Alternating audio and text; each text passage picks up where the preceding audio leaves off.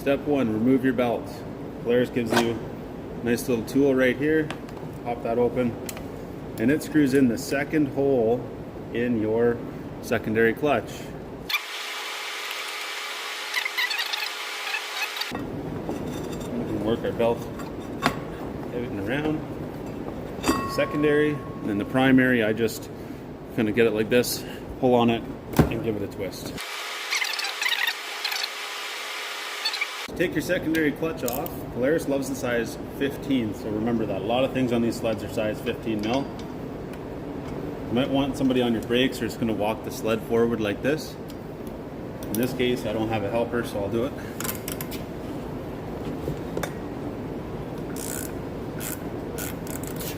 There we go. You want to make sure you don't lose any of these, okay?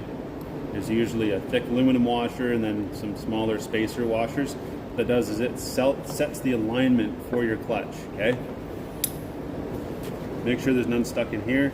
And then when you pull your clutch off, be very, very mindful, because there's also washers on the back that set the alignment to your primary clutch. Now, a clutch alignment should be done after this job. It usually has to be done by a dealership because they have the special tool to make sure that it's properly aligned to the primary clutch. So you don't want to lose these.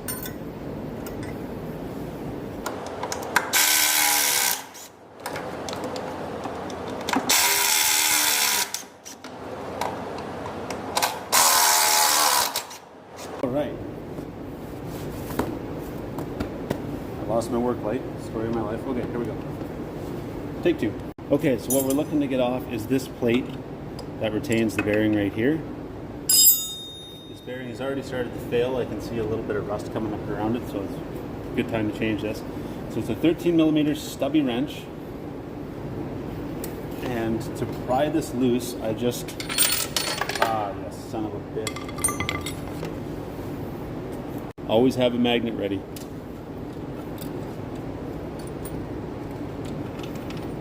So you're going to need a 13mm stubby wrench to get in behind here. This is a stud.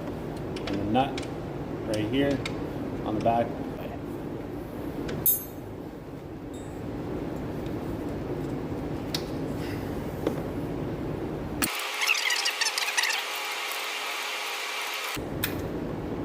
Now, if your jack shaft bearing is already blown, quite often you need to replace this retainer plate, because the jack shaft will come forward and wear a big groove in here.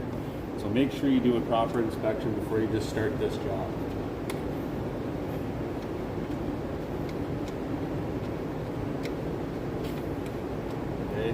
And really, really try not to drop this bolt. I'm going to have a magnet ready.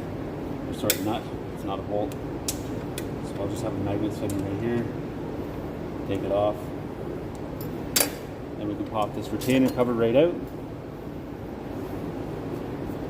And I always like to thread things back on. Okay. Now we go over to the chain case side. Alright, so over here we have some plastic push plugs we got to take out. I like to use these pliers. You can use a flathead screwdriver or, you know, those cheap little pry bars that come in the master calf set. It's work good too. We're going to take 2 bottom ones out. This just lifts up. There's one underneath right here.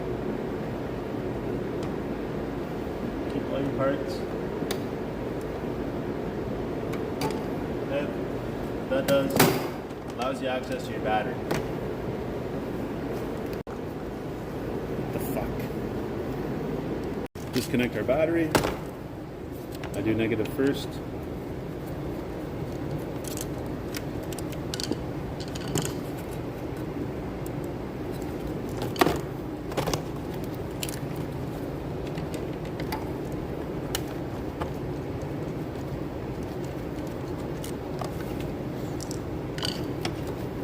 Okay, then we take this little bungee strap out, heat shield, and the battery comes right in. Alright, so now that we got our battery out, we're going to take the exhaust off, take our brakes apart, get the battery mount out of the way, and then take our chain case cover off.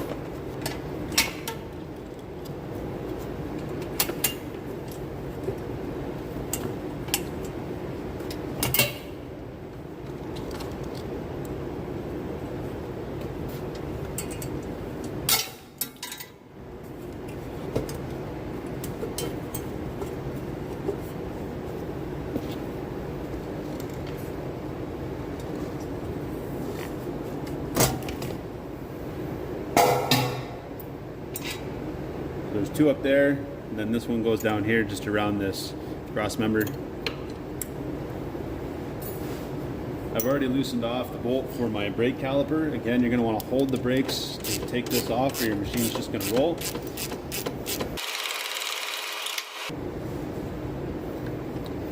Then for the brake caliper, two more 15 bolts or 15 mil bolts that hold it in the back.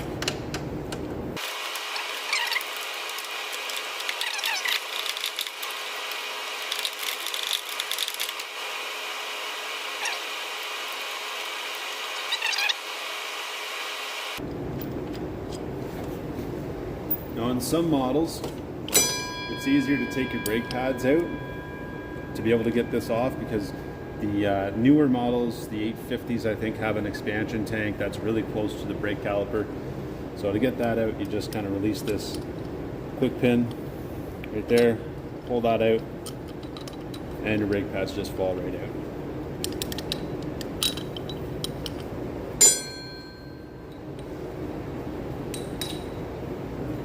And put this back in here so I don't lose it.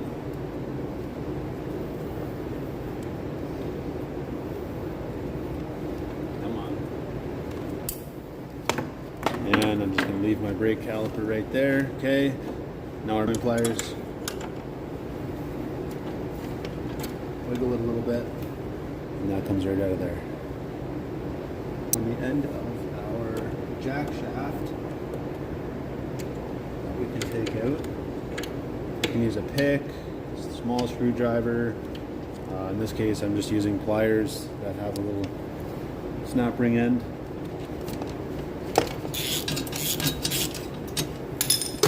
Switch over to my impact gun.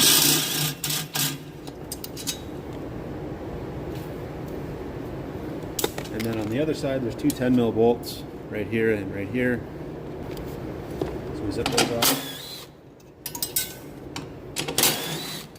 Zip them up.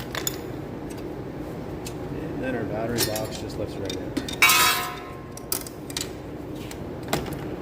And here's our stud piece. Put my nuts back on there. Sorry for the crappy camera angle right here. And what that does is it allows you to kind of bend your belly pan down like that. This one's already missing, so I don't have to worry about it.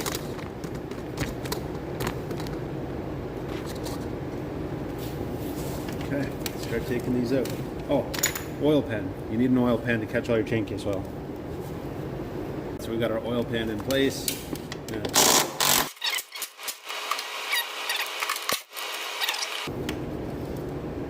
So we're going to work our cover out far enough so that we can rotate it.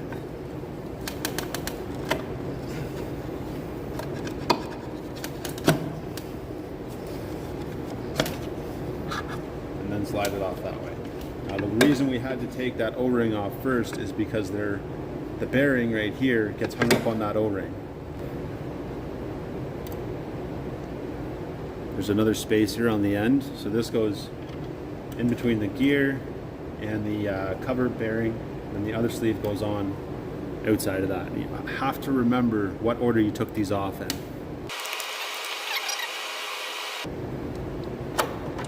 Once you get it far enough, you can just slide your tensioner right off. Take a look at this, see if it's really worn down, if it's grooved, anything like that. This is a fairly cheap item to replace, and it can save you a lot of headache. I know not just to use a foam extension on an impact gun. Deal with it. We'll take our gear set out. If you don't like getting oily hands, wear gloves for this step. Okay, there we go. Swing that out. Take your bottom gear off and see if every link rotates nice and freely along this bottom loop.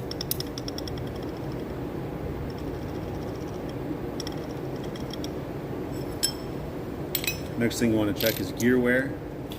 You can see that the teeth actually bite into the gears a little bit over time. And oh, here we go. So see those little notches? If they're like extremely kind of deep and starting to pit or you know, feel rough around them, probably time to replace your gear set. with the new chain. Okay, so from this point, we've taken the retainer plate off the other side of our jack shaft. We've got our gear set off, cover, everything like that. There's nothing that should be holding this jack shaft in. So we should be able to tap it out the other side now.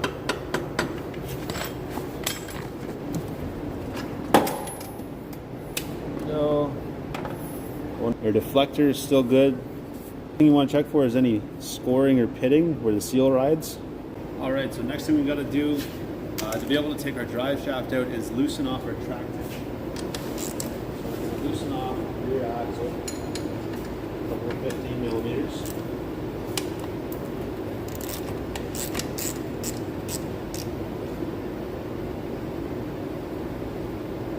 All right, so here's our tensioners right here, adjustment rod, and then we have a jam nut back here. So loosen off the jam nuts first, and then you can loosen off the track tension. On this particular one, everything is a 15 millimeter back here. I don't know if you can see that in the shop, but the track literally just starts to drop. We're going to thread these pretty much all the way out until we can't feel them protruding through the other side of the block.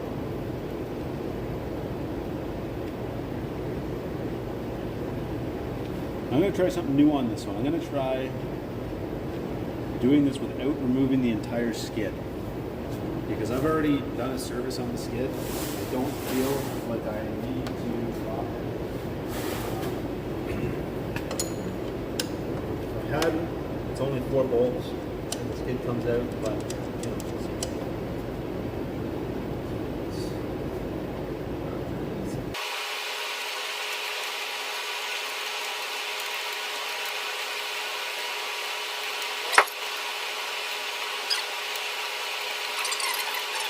You know, minor details that count. So we've got quite a bit of free play on our track. I'm going to let this down and see how it goes.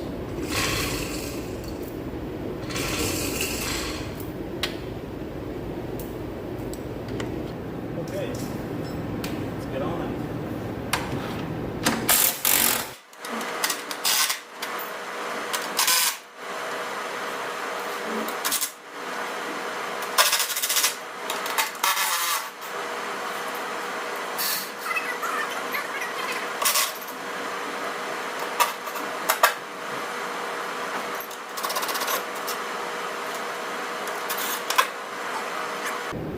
We're going to take our springs out. Back up.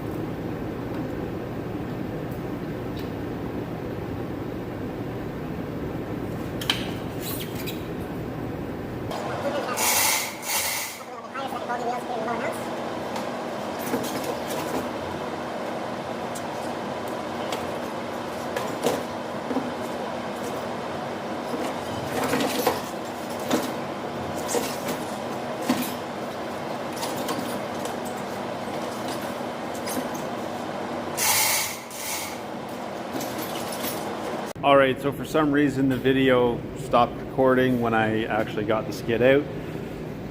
So at this point, what you'd want to do is check all your bearings, grease all the shafts, everything like that, so that it's good to go back in. Make sure there's no broken coils on your front spring. Check it for jounce and rebound. Take a look at your limiter strap, sliders, everything like that. All right, so once you get your track out, you can kind of wedge it up and around the drive shaft so that it's giving it a little bit of free play. So now we're going to take off the retaining cap for the drive shaft bearing. That's all in behind this section here.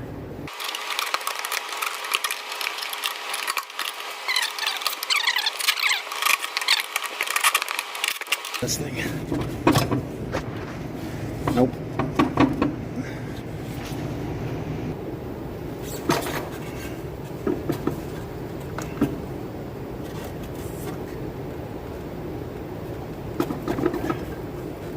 Kind of cursing my buddy who sold me this sled right now.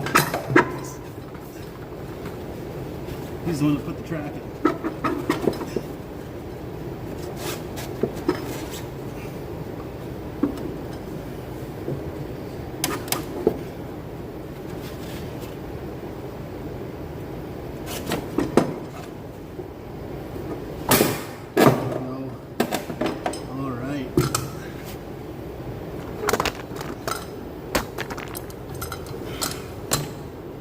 this out. Shaft, these are called your chain case bearings. There is a C-clip that holds these in. So we got to get those C-clips out and then tap the bearings out from the inside. Come on, you little cuss. There we go.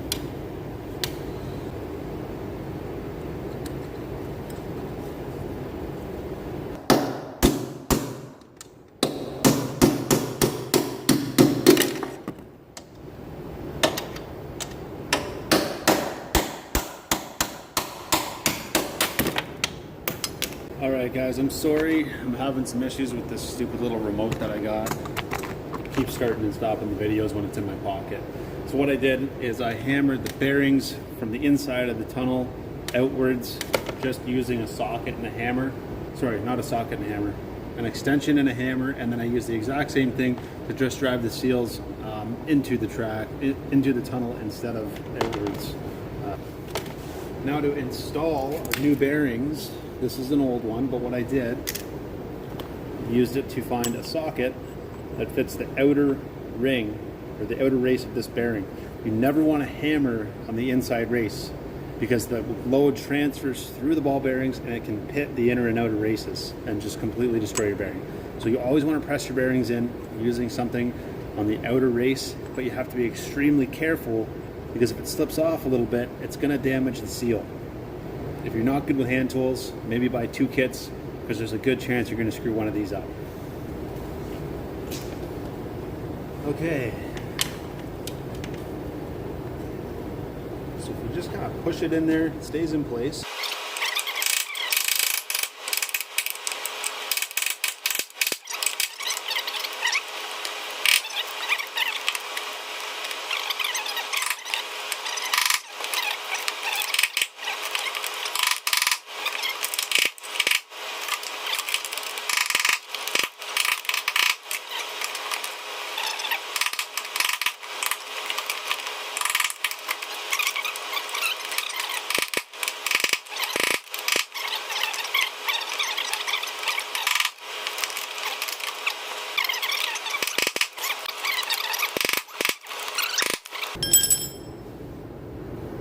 So what we're looking for is the visible groove all the way around that we can put our C-clip back in.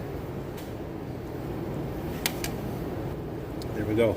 So make sure your C-clips are seated all the way around. I felt and heard those and saw them snap into place. And we're going to pound our seals in. I'm going to do the bottom one first just to get a feel for these seals. How difficult they're going to be. So easy, that was perfect. I'll go into the top one here. Hopefully this one's just as easy. And when you're installing these seals, you want to make sure that it's called a radial lip seal. You want the side with the spring to go in towards whatever you're trying to seal, okay? So in this case, it goes in.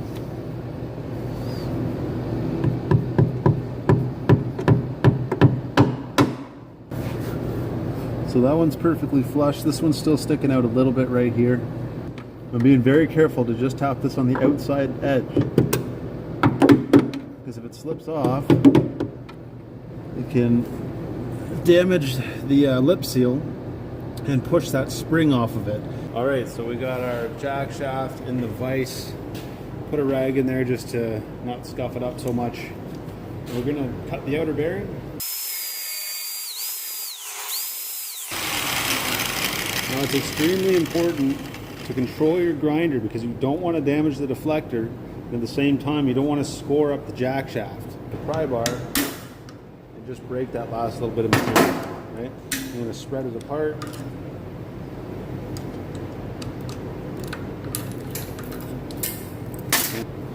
But we're going to do what's called just a tension relief cut. So we're going to go up and around like this.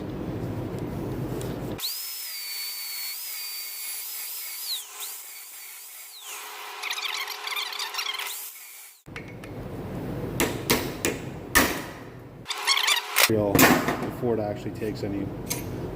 Now you got to be really careful with this because drive shaft, unlike the jack shaft, is hollow. So you cannot clamp it in a vise right here. You have to do it on the weld at the end of the shaft. And you can't crank on it like, you have to just support it enough.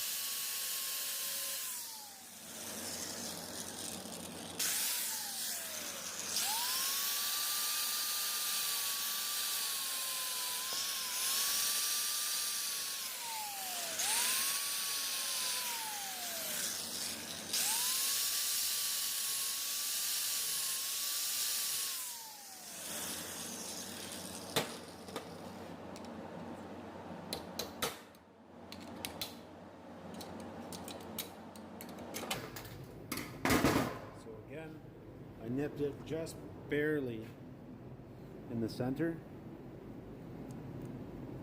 but that is not a big deal at all.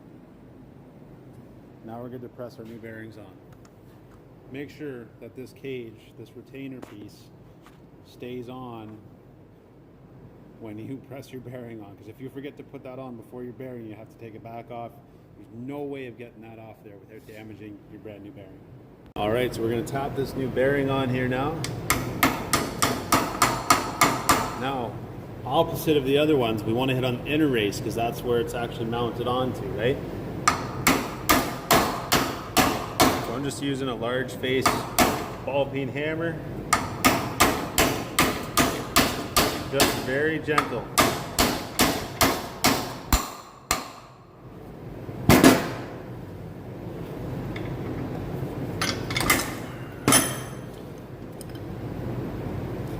These basically come flush to the end of the drive shaft, if not just a hair further. And there is a stopper in here. You can see, I don't know if you can see it in the camera or not, but basically there's a little ledge lip right here where the bearing will stop at. So I'm going to find a socket that will fit this inner race just to make sure it's pressed on all the way. I ended up finding out that this old bearing is the exact same inner race size, so I'm just going to use this and tap on that to bottom it out.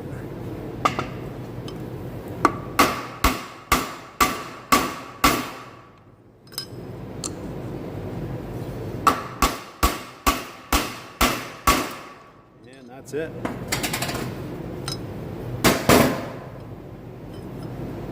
Spins free. Our drive shaft's ready to be reinstalled. Now the jack shaft bearing is a little bit more difficult to install because it sets right here instead of up at the end of the shaft. So in my case, I want these grease ports to the outside, so I'm going to slide it on like that. Okay. And there's a very small raised section where the bearing rides, that's why it stopped right there. And I'm going to have this piece of pipe and use it as my driver on the inner race.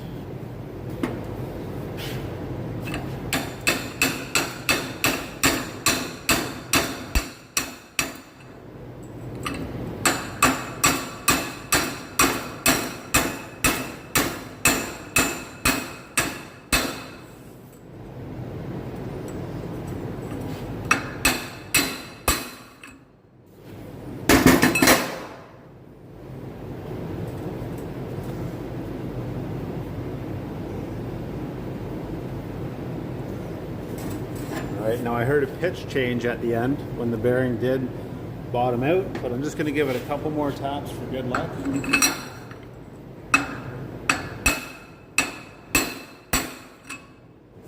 And I'm not wailing on it, just, you know, pretty firm hit, enough that you know If it could move, it would move. Alright, so I'm going to install the jack shaft first. So I'm just going to put a little bit of oil right here to make it easy for that seal to go around the shaft, right? So I'm going to feed that through there, and then I'm going to climb under the sled and feed it through the other side to make sure I don't damage that seal.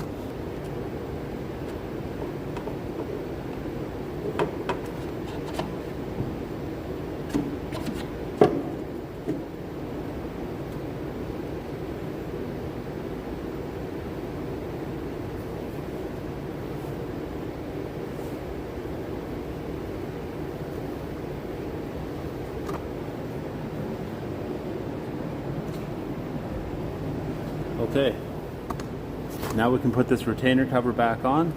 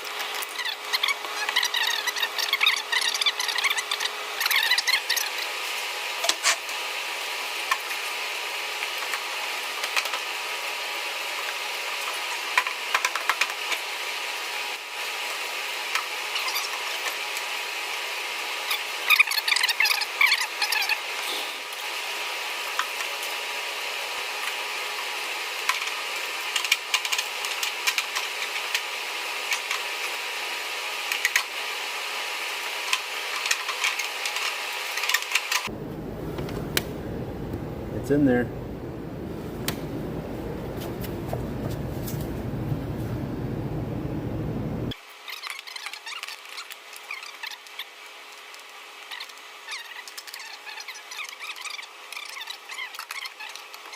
The only thing that's pushing at it right now is this gas pressurized shock. So I'm going to go in line with that.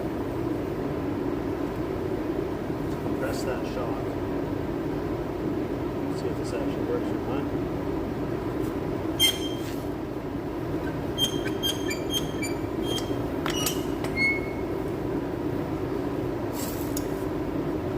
Slide our little tie strap tight.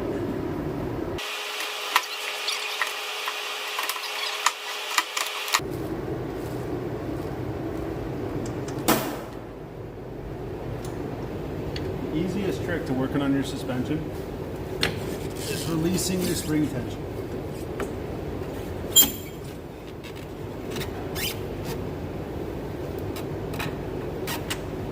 So now I've got this in place.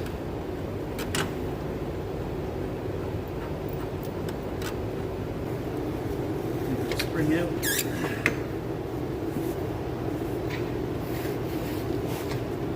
And it just allows you to move everything.